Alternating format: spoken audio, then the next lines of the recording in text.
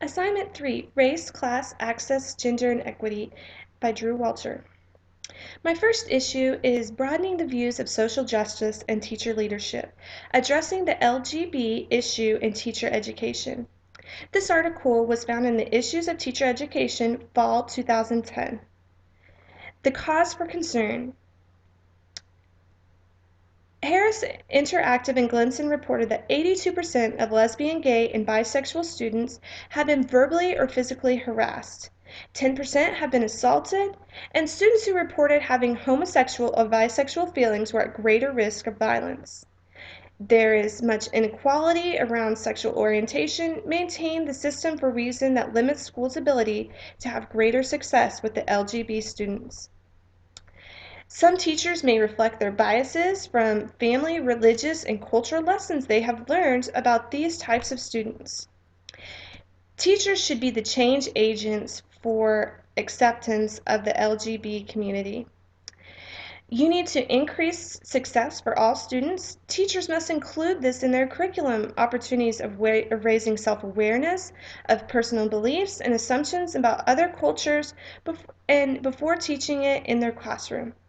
Educators need opportunities to learn about these different types of backgrounds and cultures. Teacher training is critical to intercede in justice for young gay victims of discrimination and hate crimes. 85% of secondary teachers agreed with the following statement. Teachers and other school personnel have an obligation to ensure safe, supportive learning environments for gay, lesbian, and bisexual and transgender students. A principal will face many leadership challenges with this issue. The community, school board, and superintendents might not accept the curriculum of raising awareness in schools. There are different religious beliefs from parents and might opt their child out from learning about the awareness of the LGB community. And all students' discussion might make it worse for these students. The Kansas board votes to end desegregation busing. This was in the Wichita Eagle, February 7, 2008. The Wichita Board of Education approved a plan to eliminate the practice of busing students based on their race for the purpose of desegregation of the USD 259 school district. School District President Connie Dietz stated, "It doesn't matter which school it is in our district, we'll have highly qualified teachers who will welcome them with open arms and will teach their students." This issue is of high priority for me because I will have children who will attend the USD 259 schools in upcoming years. Some of the leadership challenges a principal will face is the concentration of low-income students in schools. Some students do not get exposure to other cultures. Say we're in a highly Hispanic neighborhood, all students, maybe 80% of the students in a school might be Hispanic, which other cultures will not be represented in their schools. And there has been suburbanization for districts that outlie the Wichita School District because of the new busing rules. My third article, The Fair Student Funding and Other Reforms, Baltimore's Plan for Equity, Empowerment, Accountability, and Improvement. The article was found in the Educational Research Strategies. Superintendent Andres Alonso created a new series of reform, and it's centered around a new system of giving resources to schools. It's called the Fair Student Funding Act, the FSF. This reform was created to give equity across schools and for students. It was a this this act was a per pupil funding formula. The city's schools move off federal needs of improvement lists from this, and it also had a 50% decline in the dropout rate. Improvement, and there was also improvement of student performance. Some of the objectives of the FSF, there was equitable distribution of dollars between students and their schools. They also had an inclusion model for special education students. They awarded dollars to schools instead of staff positions. They gave flexibility to school leaders to match resources to use for the school's needs. They also closed schools and shifted students away from failing schools to higher performing schools.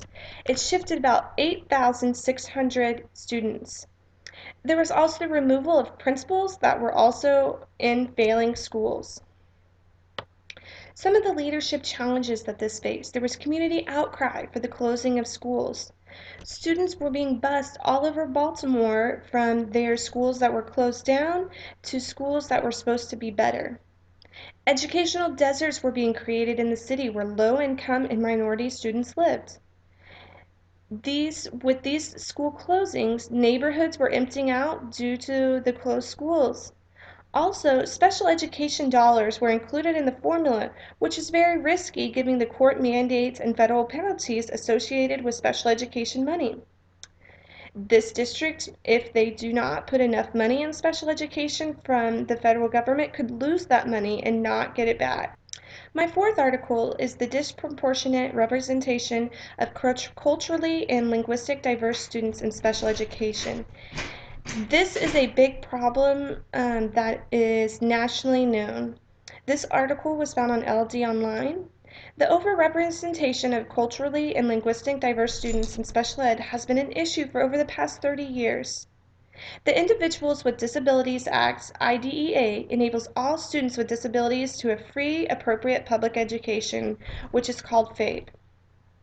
Children should not be identified due to the environmental disadvantage, ethnic, linguistic, or racial conditions.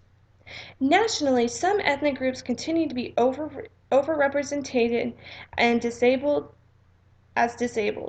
Students who are Black, Latino, or Native American are more likely to be labeled as intellectually disabled. The mentally retarded is an old acronym that was used for these students.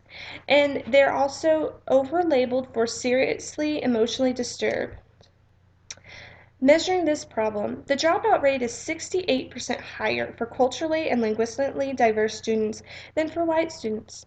More culturally and diverse children will continue to be served in special education.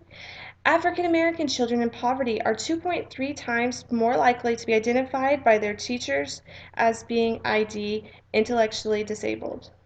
Some of the leadership challenges an administrator will have to take in is the possibility of discrimination that leads to the disproportionate numbers in special education. There are also unequal opportunities for students that have a consequence of just living in poverty. There are higher rates of racial and ethnic students being placed in more restrictive environments, such as special day schools or in a special education classroom instead of an inclusion classroom. My final article is the overrepresentation of minority students in special ed, which is a continuing debate. This article was found in the Journal of Special Education. The overrepresentation of minority and poor students is a critical issue.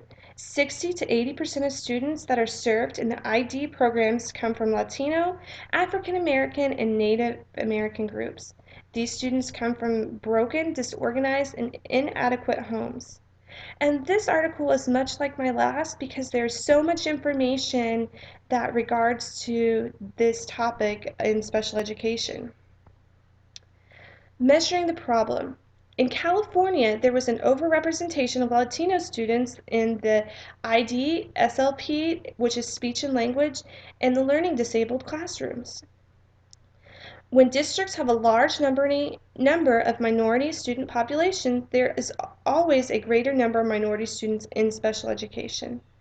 Language background is a determining factor for placement decisions.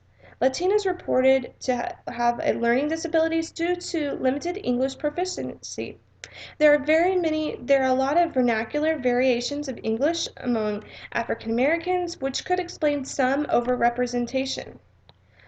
Different leadership challenges are the multicultural education components for in-service teacher education programs. There's also a component needed to be added to building level for teachers to deal with issues of diversity and at a personal level. In addition to more minority educators, which are needed in schools that have a higher number of minority students. Students receiving a poor quality of general education leads to students being placed in special education.